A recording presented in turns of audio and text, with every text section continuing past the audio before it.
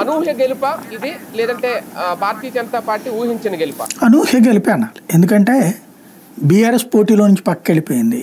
Bharatiya Janata party టీచర్ల MLC, అందులో Karimnagar graduate గెలవడం అనేటటువంటిది గొప్ప విశేషం. అది ఒక ఎత్తు అయితే, ఇప్పుడు కనబడుతున్నది ఏంటంటే బీజేపీ కష్టపడి సాధించింది అనే కంటే కూడా ప్రజలలో ఒక పెద్ద మార్పు వచ్చినట్టు కనబడుతుంది అక్కడ. వాస్తవంగా మొన్న అసెంబ్లీ ఎన్నికల్లో గెలవాల్సింది భారతీయ జనతా పార్టీ.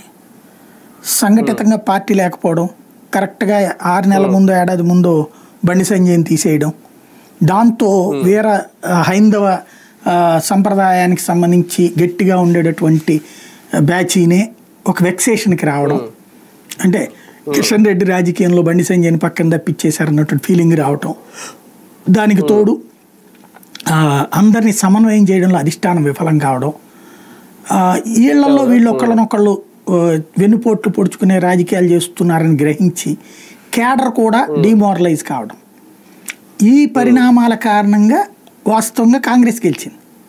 వాస్తవంగా భారతీయ జనతా పార్టీని ఆల్టర్నేటివ్గా క్రిందటిసారి గుర్తించేశారు ప్రజలు.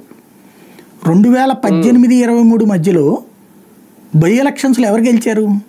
ఘన విజయం ఎవరు సాధించారు? ఈటెల రాజేందర్ విజయం, తర్వాత రఘునందన్ రావు విజయం. అంటే ఏంటి? బీఆర్ఎస్ మీద విరక్తి చెందిన ప్రజలు బీజేపీ వైపు చూడటం ప్రారంభించారు అప్పుడే. ఇంక్లూడింగ్ మునుగోడులో కూడా అతి తక్కువ ఓట్ల మెజార్టీతోనే కదా ఓడిపోయింది కోమటిరెడ్డి. ఈ హైదరాబాద్లో దాదాపు 50 సీట్ల వరకు కొట్టారు కదా బీజేపీ వాళ్ళు కార్పొరేషను. అంటే ఏంటి? వరుసగా జరిగిన వాటిలో ఇంకోటి అప్పుడు ఎమ్మెల్సీలో కూడా బీజేపీ గెలిచింది, గ్రాడ్యుయేట్ ఎమ్మెల్సీలో కూడా, అట్లాగా టీచర్ ఎమ్మెల్సీలో కూడా గెలిచింది అప్పట్లో. అంటే వరుసగా 2018-23 మధ్యలో అనేక విజయాలు సాధించింది భారతీయ జనతా పార్టీ.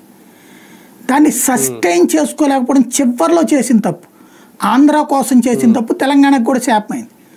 ఆంధ్రాలో సోమవీర్రాజుని తీసేసి పురంధేశని పెట్టాలి, పనిలో పనిగా 2 చోట్ల కాపుల్ని తీసేశారు, అక్కడ బండి సంజయ్ని తీసేశారు. ఇది అక్కడ బాగా నెగిటివ్ అయిపోయింది. ఒక్కసారిగా ఢిల్లీలో ఆ రోజుల్లో గనక హర్షవర్ధన్ని తీసేసి తీసుకొచ్చి, ఆవిడ పేరేంటి, కిరణ్ బేడీని తీసుకొచ్చి పెట్టి 27 సంవత్సరాలు బీజేపీ అధికారానికి దూరమైంది. వాస్తవంగా అప్పట్లో మోడీ అధికారంలోకి వచ్చిన తర్వాత 2015 సంవత్సరంలో ఢిల్లీ ఎన్నికలు జరిగినాయి.